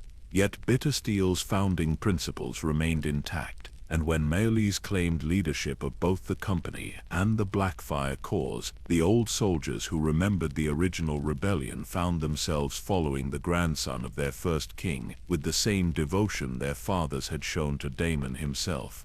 The alliance's strategy revealed sophisticated understanding of both military tactics and international politics that earlier rebellions had lacked. Rather than attempting a direct assault on Westeros, the Band of Nine chose to establish a base of operations in the Stepstones, the chain of islands that controlled access to the Narrow Sea. By conquering these strategic positions, they could simultaneously threaten Westerosi shipping, extract tribute from merchant vessels, and create a fortified staging area for future operations against the mainland. King Jaehaerys II faced a threat unlike any his predecessors had encountered, as the Stepstones campaign represented not just another Blackfyre rebellion, but a fundamental challenge to Westerosi control over the sea lanes that connected the Seven Kingdoms to the wider world. The economic implications alone demanded decisive action, while the presence of Maelys Blackfyre among the alliance leaders transformed what might have been a limited police action into a dynastic struggle with profound constitutional implications. The royal response demonstrated how much the Targaryen military had evolved since the days when individual heroics and personal combat determined the outcome of battles. Prince Aerys, the king's son and heir, coordinated a campaign that emphasized careful planning, superior logistics, and the systematic reduction of enemy strongholds rather than seeking dramatic confrontations that might provide opportunities for enemy propaganda victories. The war's early phases revealed both the strengths and limitations of the Band of Nine's unconventional alliance. Their naval superiority and knowledge of local waters allowed them to establish secure bases throughout the Stepstones, while their diverse composition provided tactical flexibility that more traditional forces might have lacked. Yet the same diversity that granted them strategic advantages also created command problems and divided loyalties that royal forces could exploit through careful intelligence work and diplomatic pressure. Among the young knights who earned their spurs during the Stepstones campaign were men whose names would echo through Westerosi history for generations to come. Tywin Lannister, barely 20 years old, but already displaying the ruthless competence that would make him legendary, commanded the vanguard forces that reduced several enemy strongholds with methodical precision. Barristan Selmy, destined to become perhaps the finest knight of his generation, distinguished himself through feats of arms that rivaled the legendary exploits of earlier heroes.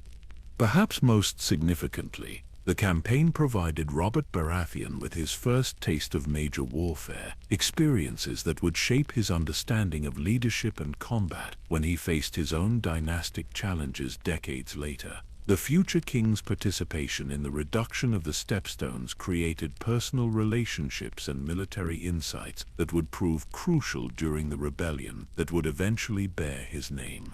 The war's climactic moment came when royal forces finally cornered Maelys Blackfyre on Bloodstone, the largest and most heavily fortified of the stepstones. The battle that followed represented the final collision between two visions of Targaryen legitimacy, with the last male Blackfyre fighting desperately to preserve a cause that had consumed his family for 3 generations.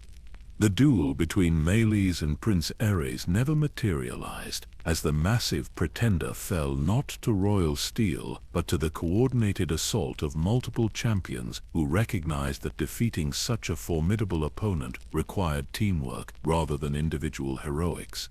His death marked the end of the male Blackfyre line and the final collapse of the rebellion that had begun with a dying king's spite 7 decades earlier. The Golden Company's surrender following their leader's death represented more than military defeat. It symbolized the end of an era when exiled pretenders could credibly challenge established dynasties through force of arms. The company's integration into royal service, albeit temporarily, demonstrated how thoroughly the political landscape had changed since Bittersteel first carried the Black Dragon banner across the narrow sea. The war's aftermath revealed the international implications of the Blackfyre cause's final defeat, as the Band of Nine's collapse eliminated a significant source of instability in Eastern politics while strengthening Targaryen influence throughout the Free Cities. The demonstration of royal military competence during the campaign enhanced Westeros's reputation among foreign powers while discouraging other potential challengers from testing the dynasty's resolve. Yet victory in the Stepstones could not erase the fundamental weaknesses that the war had revealed within the Targaryen regime itself. King Jaehaerys II's death shortly after the campaign's end left the throne to his son Aerys, whose increasingly erratic behavior would eventually provoke the very kind of internal rebellion that the Blackfyre pretenders had failed to achieve through external invasion. The irony was not lost on those who understood the deeper currents of Westerosi history. The dynasty that had successfully defended itself against 5 separate Blackfyre rebellions would ultimately fall not to foreign invasion or ancient grudges, but to its own internal contradictions and the legitimate grievances of lords who had remained loyal through decades of civil conflict. As the 260 Ses drew to a close, the realm appeared more secure than it had been since Aegon the Conqueror first forged the 7 kingdoms into a single nation. The last Blackfyre pretender lay dead, the Golden Company had been defeated, and the international coalition that had threatened Westerosi interests had been decisively broken. Yet beneath this appearance of triumph, the seeds of future conflict were already germinating, planted not by foreign enemies or ancient rivals, but by the actions of the very king whose victory had seemed to secure Targaryen rule forever. The death of Maelys the Monstrous on Bloodstone should have marked the end of the Blackfyre story. Yet the mercenary company that had carried their banner for half a century proved more resilient than the dynasty it served.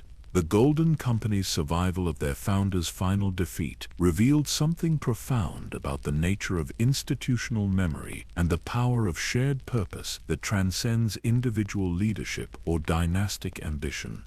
In the aftermath of the War of the Ninepenny Kings, the company faced an existential crisis that would have destroyed lesser organizations. Their reason for existence had apparently vanished with the last male Blackfyre, leaving 10,000 professional soldiers without the cause that had defined their identity for generations. Yet rather than dissolving into separate mercenary bands or seeking integration into other military organizations, they chose to preserve both their structure and their founding principles while adapting to a world where their original mission seemed obsolete. The decision to maintain their traditional motto, "Our word is good as gold," reflected a sophisticated understanding of how reputation functioned in the mercenary trade. Even without Blackfyre claimants to restore, the company's legendary reliability made them invaluable to employers throughout Essos, who needed military force they could trust completely. This professional excellence, originally developed to serve dynastic ambitions, became their primary asset in a post-Blackfyre world. Captain Harry Strickland's leadership during this transitional period demonstrated how effectively the company had institutionalized Bittersteel's original vision. Unlike organizations built around charismatic individuals, the Golden Company had developed systems and traditions that could function regardless of who held formal command. Officers were promoted based on competence and loyalty to company values rather than political connections or noble birth, creating a meritocracy that attracted capable soldiers from across the known world. The company's internal culture evolved to accommodate their changed circumstances, while preserving essential elements of their original identity. Veterans still told stories of Daemon Blackfyre and the Redgrass Field, maintaining oral traditions that kept alive the memory of their founding purpose. Yet these historical narratives gradually transformed from immediate political grievances into something more like religious mythology, sacred stories that defined group identity without necessarily demanding immediate action. The female line of House Blackfyre, scattered across Essos through marriage and exile, provided the company with a theoretical justification for continued existence even after the male line's extinction. Various daughters and granddaughters of Blackfyre pretenders had married into noble houses throughout the Free Cities, creating a complex web of bloodline claims that dedicated genealogists could trace and political opportunists could exploit when circumstances proved favorable. This expansion of potential claimants reflected broader changes in how succession and legitimacy were understood throughout the known world. The strict patrilineal inheritance that had traditionally governed Westerosi politics was giving way to more flexible arrangements that recognized female inheritance and collateral claims, creating opportunities for ambitious individuals to press suits that earlier generations would have dismissed as legally invalid. The company's geographic mobility allowed them to maintain independence while serving various employers throughout Essos, building relationships and gathering intelligence that kept them informed about political developments across multiple regions. Their contracts took them from the disputed lands to the Stepstones, from Myr to Volantis, exposing them to diverse military traditions and political systems that enhanced their tactical flexibility and strategic understanding. Perhaps most importantly, the Golden Company's survival ensured that knowledge of Westerosi politics and military traditions remained available to anyone willing to challenge Targaryen rule in the future. Company officers maintained detailed understanding of the Seven Kingdoms' geography, noble houses, and military capabilities, information that would prove invaluable if circumstances ever again favored invasion from across the Narrow Sea. The company's financial management revealed another aspect of their institutional sophistication as they invested their earnings in ventures that provided steady income independent of military contracts. These business interests, ranging from shipping to banking to land development, created economic foundations that could sustain the organization through periods when suitable employment proved scarce or when political considerations made certain contracts inadvisable. Their reputation for keeping contracted obligations, regardless of personal cost, became legendary throughout the mercenary community, setting standards that other companies struggled to match. This reliability came at considerable expense, as the Golden Company sometimes fulfilled contracts that proved far more dangerous or costly than originally anticipated. Yet their unwillingness to break faith enhanced their reputation in ways that more than compensated for immediate losses. The psychological impact of maintaining Blackfyre traditions while serving other causes created complex loyalties that distinguished company members from typical sellswords. They fought professionally for whoever paid their wages, yet retained emotional connections to causes and claims that transcended immediate employment. This dual identity made them formidable opponents while also creating potential vulnerabilities that clever enemies might exploit. Training protocols developed during decades of exile incorporated lessons learned from multiple military traditions, creating tactical doctrines that combined Westerosi heavy cavalry with Essosi infantry formations and free city naval techniques. This synthesis of different fighting styles made the company adaptable to various combat environments while maintaining unit cohesion that had been forged through shared hardship and common purpose. The company's intelligence network, originally developed to support Blackfyre restoration efforts, continued functioning long after its original purpose had been achieved. This information-gathering capability provided strategic advantages in their mercenary work, while also keeping alive institutional knowledge about Westerosi politics that might prove useful if political conditions ever again favored intervention in Seven Kingdoms affairs. Recruitment practices evolved to balance the need for professional competence with preservation of company culture and values. New members underwent initiation processes that emphasized loyalty to comrades and respect for company traditions, while advancement opportunities rewarded both military skill and commitment to organizational principles that distinguished the Golden Company from mere collections of armed opportunists. The transformation of the company from revolutionary force to professional military organization reflected broader changes occurring throughout Essos as the traditional city-state system gave way to more complex political arrangements. Mercenary companies like the Golden Company increasingly functioned as quasi-state actors, possessing resources and capabilities that smaller polities could not match while remaining flexible enough to adapt to changing circumstances. By the time Robert's rebellion erupted in Westeros, the Golden Company had established itself as one of the premier military forces in the known world, their reputation built on decades of faithful service and professional excellence. Yet beneath this commercial success, the institutional memory of their founding purpose remained intact, waiting for the right combination of opportunity and leadership to transform dormant ambitions into active threats against Targaryen rule. The company's endurance proved that some institutions can outlast the specific purposes for which they were created, evolving new missions while preserving essential characteristics that maintain organizational identity across generations of changing leadership and shifting political circumstances. The Blackfyre Rebellions cast shadows that extended far beyond their immediate participants, shaping the political consciousness of Westeros in ways that would influence events for generations after the last pretender fell. The Five Wars had demonstrated both the fragility and resilience of Targaryen rule, creating precedents and expectations that would echo through subsequent crises facing the Iron Throne. King Aegon II's reign bore the psychological scars of his family's long struggle against pretenders and rebels, though he had been too young to participate directly in the War of the Ninepenny Kings. The stories passed down through family tradition, combined with the traumatic history of dynasty under constant threat, contributed to the paranoia and suspicion that would eventually characterize his rule.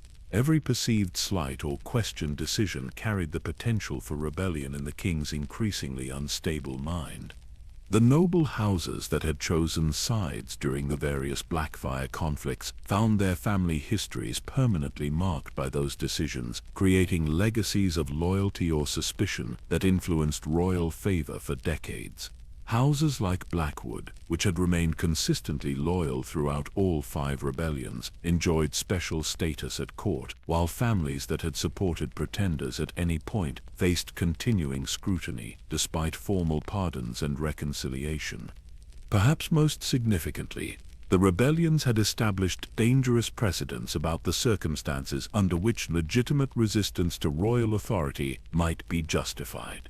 The Blackfyre cause had always claimed to represent true legitimacy against usurpation, creating intellectual frameworks that future rebels could adapt to their own circumstances.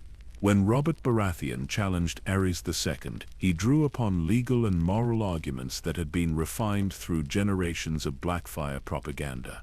The military innovations developed during decades of civil conflict transformed Westerosi warfare in ways that extended far beyond the immediate participants.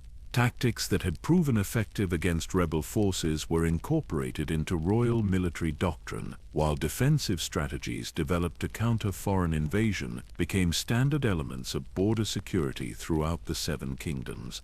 Bloodraven's intelligence apparatus, originally created to combat Blackfyre conspiracies, evolved into a permanent institution that monitored potential threats to royal authority, regardless of their source or inspiration. This systematic approach to internal security represented a fundamental change in how Targaryen kings understood their relationship with the nobility, moving from medieval assumptions about mutual loyalty to more modern concepts of state surveillance and control. The economic costs of 5 major rebellions had strained royal finances while demonstrating the importance of maintaining adequate military reserves for internal security. The Crown's response included tax policies and military reforms designed to ensure that future challenges could be met without the kind of desperate improvisation that had characterized earlier responses to unexpected uprisings. International perceptions of Westerosi stability were permanently altered by the repeated cycles of civil war, with foreign powers learning to view the Seven Kingdoms as potentially vulnerable to external pressure during periods of internal discord. This understanding would influence diplomatic calculations and military planning throughout Essos, where the Free Cities maintained careful watch for signs of renewed Targaryen weakness. The legal implications of the various rebellions created complex precedents about inheritance, legitimacy, and the circumstances under which royal decrees could be challenged or overturned. Maesters and septons spent generations debating the theological and jurisprudential questions raised by the Great Bastard's legitimization, creating intellectual foundations for future succession disputes. The cultural impact extended beyond politics and law into the realm of popular consciousness, where songs and stories about the Blackfyre pretenders became part of the shared mythology of the Seven Kingdoms. These narratives often romanticized the rebels while critiquing royal authority, creating subversive undercurrents that could be activated when circumstances again favored resistance to established power. The psychological effects on surviving participants and their descendants created networks of personal relationships and family grudges that influenced political behavior long after the original causes of conflict had been forgotten. Veterans of the various wars carried their experiences into new generations, while children raised on stories of heroism and betrayal developed worldviews shaped by their families' historical experiences. Religious interpretations of the rebellions varied considerably, with some septons viewing the conflicts as divine punishment for royal sins, while others saw Targaryen victory as evidence of godly favor for legitimate authority. These competing theological narratives provided intellectual justification for various political positions during subsequent crises, demonstrating how historical events could be reinterpreted to serve contemporary purposes. The Blackfyre legacy proved particularly influential in shaping attitudes toward bastards and illegitimate children throughout Westerosi society. The Great Bastard's legitimization had created expectations and resentments that affected how noble families dealt with their own extramarital offspring, while the military prowess displayed by figures like Daemon and Bloodraven enhanced the reputation of bastard-born individuals who might otherwise have been marginalized. Regional variations in how the rebellions were remembered reflected the different experiences of various parts of the realm during the conflicts. The Riverlands, which had served as the primary battlefield for multiple wars, developed different cultural attitudes towards civil conflict than regions like Dorne or the North, which had remained largely peripheral to the fighting. The evolution of mercenary companies throughout Essos was permanently influenced by the Golden Company's example, with other organizations adopting similar structures and traditions in hopes of achieving comparable success and longevity. This institutional innovation spread beyond military applications, influencing how other professional organizations managed succession and maintained institutional memory across generations. Educational curricula at institutions like the Citadel incorporated lessons from the Blackfyre period into their instruction on politics, military science, and history, ensuring that future maesters would understand both the causes and consequences of dynastic civil war.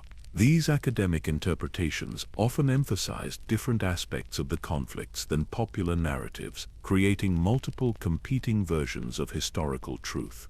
The architectural legacy of the rebellions could be seen in fortifications and defensive improvements constructed during periods of heightened security concerns, while the artistic record included commissioned works celebrating royal victory, alongside underground traditions that preserved rebel perspectives and grievances.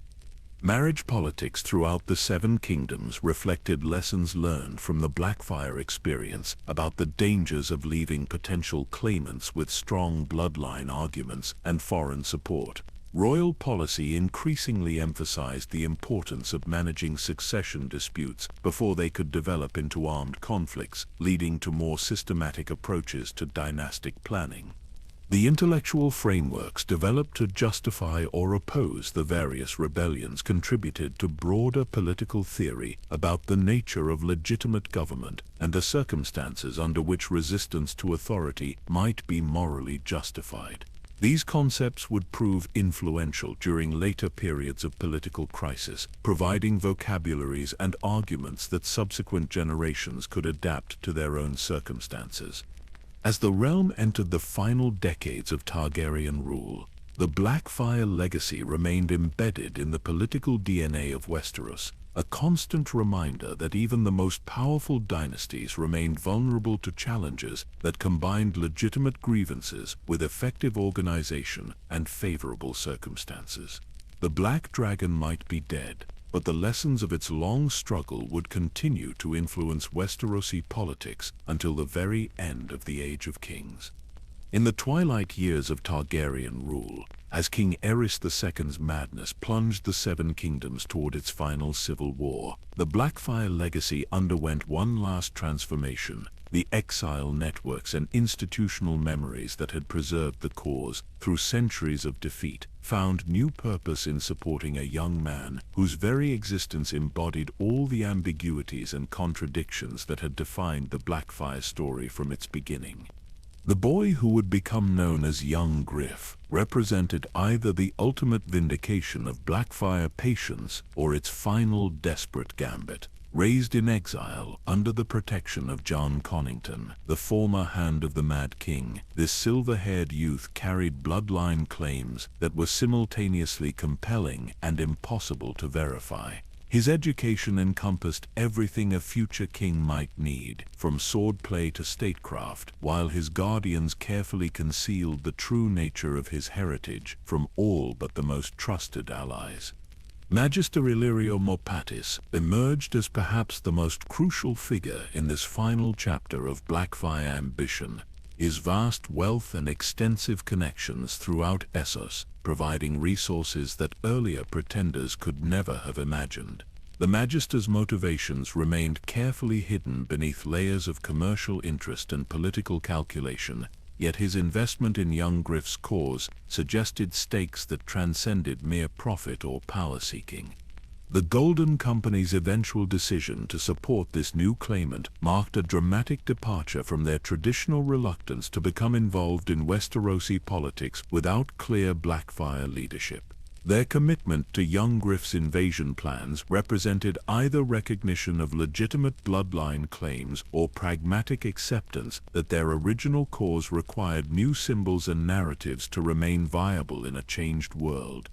Varys the Spider's involvement added another layer of complexity to an already intricate conspiracy, as the Master of Whispers possessed both the intelligence networks and political sophistication necessary to orchestrate regime change on a continental scale.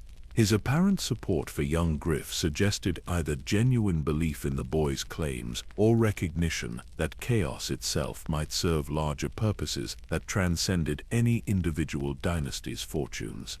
The timing of young Griff's revelation coincided perfectly with the collapse of Targaryen authority in Westeros, as Robert's rebellion had destroyed the regime that Blackfyre pretenders had challenged for generations. Yet this apparent opportunity created new complications, as the young man now faced not the weakened Targaryens of previous centuries, but the established Baratheon dynasty backed by powerful lords who had legitimate reasons to oppose any attempt at restoration. The invasion plan that emerged from these exile councils reflected lessons learned from 5 previous Blackfyre failures, while adapting to contemporary political realities that earlier pretenders had never encountered. Rather than relying primarily on foreign mercenaries or domestic conspiracies, young Griff's supporters sought to combine both approaches while exploiting the chaos created by Daenerys Targaryen's own campaigns in Essos and eventual return to Westeros. The question of young Griff's true parentage became central to evaluating his legitimacy as either Targaryen heir or Blackfyre pretender, yet the evidence supporting either interpretation remained deliberately ambiguous. Supporters could point to physical resemblance and circumstantial evidence, while opponents highlighted inconsistencies and suspicious timing that suggested elaborate deception rather than genuine royal blood. The role of prophecy and religious interpretation in young Griff's cause echoed patterns established during earlier Blackfyre rebellions, as supporters claimed divine favor while opponents questioned whether ancient predictions could justify contemporary political violence. These theological debates reflected deeper uncertainties about the nature of legitimate authority in an age when traditional sources of royal legitimacy had been systematically undermined. The technological and social changes that had occurred since the last Blackfyre rebellion created both opportunities and challenges for young Griff's restoration attempt. Improved communication and transportation made coordination easier, while also making security more difficult to maintain, forcing conspirators to balance the advantages of modern organization against increased vulnerability to detection and infiltration. The international context surrounding young Griff's emergence reflected the continuing evolution of Essosi politics, where the free cities had grown more sophisticated in their approaches to influencing Westerosi affairs. Rather than the relatively crude support offered to earlier pretenders, this final Blackfyre effort benefited from decades of accumulated experience in cross-continental political manipulation. The psychological impact of young Griff's claims on various constituencies throughout Westeros revealed how thoroughly the Blackfyre legacy had been integrated into popular consciousness, even among those who had no direct memory of the original rebellions.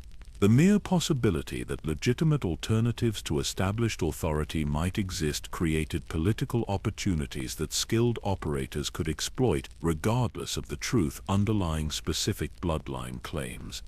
The military preparations for young Griff's invasion demonstrated how much warfare had evolved since the days when individual champions could determine the outcome of dynastic disputes. Modern armies required complex logistics and sophisticated coordination that made romantic notions of knightly combat increasingly irrelevant to political success, yet the symbolic importance of royal charisma and legitimate authority remained as crucial as ever. The diplomatic dimensions of the final Blackfyre effort revealed the extent to which Westerosi politics had become entangled with broader international systems, where local succession disputes could trigger conflicts that reshaped entire regions. Young Griff's cause represented not just another pretender's rebellion, but a potential catalyst for comprehensive political realignment throughout the known world. The ultimate resolution of young Griff's story, whether through triumph, defeat, or some more ambiguous outcome, would determine not only the fate of the Blackfyre legacy, but also the broader question of whether traditional concepts of dynastic legitimacy could survive in an age of increasing political complexity and social transformation. The mystery surrounding young Griff's true identity reflected the evolution of the Blackfyre cause from its origins as a straightforward succession dispute into something far more complex and ambiguous. Whether he represented the fulfillment of centuries of Blackfyre ambition or merely its final delusion, his story embodied all the contradictions and possibilities that had made the Black Dragon such an enduring symbol of alternative authority. As the forces gathered for what might prove to be the final act in the Blackfyre drama, the Seven Kingdoms faced the possibility that their political future would once again be determined by competing claims to ancient legitimacy. The wheel that had begun turning with Aegon the Unworthy's deathbed spite continued its inexorable rotation, carrying with it the hopes and fears of all who sought to understand the true nature of power and the price of pursuing it across generations. As we reach the end of this extraordinary saga, the weight of 7 decades becomes almost tangible. The Blackfyre legacy stands as perhaps the most complex and enduring challenge any royal dynasty has ever faced. A multi-generational struggle that tested every assumption about power, legitimacy, and the nature of kingship itself. What began with a dying king's spite evolved into something far greater and more dangerous than its creator could ever have imagined. The numbers alone tell a staggering story. 5 major rebellions spanning 64 years, hundreds of thousands of lives lost across multiple continents, entire noble bloodlines extinguished or forever changed. The economic cost to both Westeros and the Free Cities reached levels that defied easy calculation, while the political ramifications reshaped international relations throughout the known world. Yet beneath these stark statistics lies a more profound truth about the human condition and our endless capacity for both loyalty and self-destruction. The men and women who followed the Black Dragon banner across generations were not motivated by simple greed or ambition. They were driven by genuine belief in the righteousness of their cause, by inherited grievances that felt as fresh and urgent to grandsons as they had to grandfathers, by dreams of justice and restoration that proved stronger than death itself. Daemon Blackfyre's transformation from bastard prince to legendary king in exile demonstrated how individual charisma could transcend legal technicalities and political calculations. His supporters saw in him not just an alternative ruler, but a symbol of everything they felt was missing from Targaryen governance. His death at the Redgrass Field should have ended their cause, yet it only transformed him into a martyr whose memory could inspire followers he had never met. The institutional genius of Bittersteel's creation cannot be overstated. The Golden Company represented something unprecedented in medieval politics, an organization that could preserve not just military capability, but cultural identity and political purpose across generations of exile. Their motto became more than marketing. It embodied a philosophy of reliability and honor that stood in implicit contrast to the perceived failures of those who had driven them from their homeland. The evolution of royal responses to Blackfyre challenges reveals how the Targaryen dynasty itself was shaped by this persistent threat.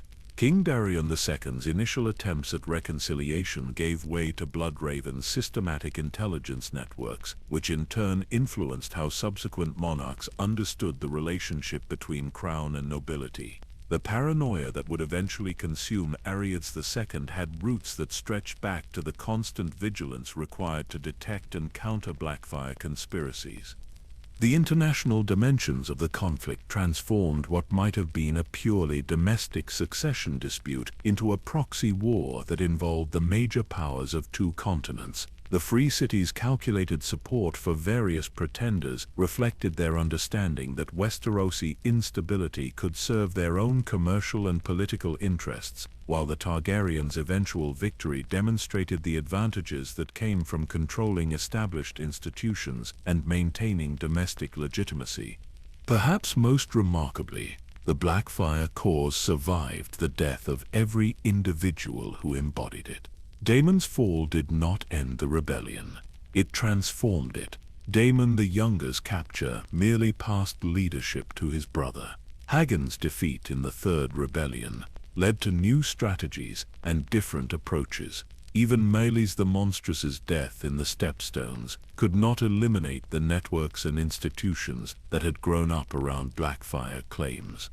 The question of young Griff's true parentage, whether he represents genuine Targaryen restoration or final Blackfyre deception, demonstrates how completely the original issues have been transformed by time and circumstance.